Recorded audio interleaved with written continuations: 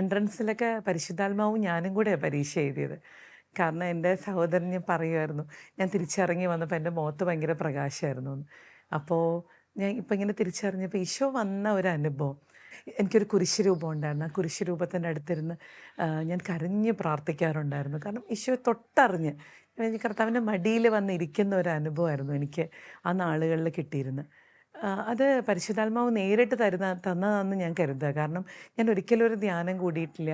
അന്ന് നമുക്കിങ്ങനെ പറഞ്ഞു തരാനോ അങ്ങനൊന്നും ആരും ഉണ്ടായിരുന്നില്ല. ഗലാത്യ 1:15 പറഞ്ഞു, മാതാവിൻ്റെ ഉദരത്തിലായിരിക്കുമ്പോൾ തന്നെ അവിടുന്ന് നിന്നെ തിരഞ്ഞെടുത്തു. തൻ്റെ കൃപയാൽ അവിടുന്ന് നിന്നെ വിളിച്ചു.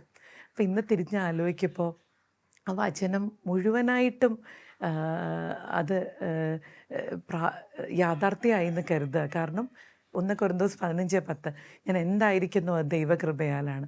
ഒന്നുമല്ല, ഈശോ തന്നെ തിരഞ്ഞെടുത്ത് അവിടുന്ന് വിശുദ്ധീകരിച്ചു. അപ്പം നമ്മുടെ ഒരു യോഗ്യതയൊന്നുമല്ല, പക്ഷേ കർത്താവിന് ആവശ്യമുണ്ട്. കർത്താവിനെ ഉപയോഗിക്കാൻ വേണ്ടി നമ്മളൊരു ഉപകരണം മാത്രം. അപ്പം ഈശോയുടെ ആ സ്നേഹം, അതായത് നിറഞ്ഞാൽ മാത്രമേ അത് തുളുമ്പുള്ളൂ. തുളുമ്പിക്കഴിയുമ്പോൾ ഞാൻ എവിടെ ആയിരിക്കുന്നോ അത് മറ്റുള്ളവരിലേക്ക് വരാനായിട്ടുള്ള ഒരു അനുഭവം ആണ് ഈശോ ആദ്യ നാളുകൾ മുതൽ തന്നതെന്ന് മനസ്സിലാക്കുകയാണ്.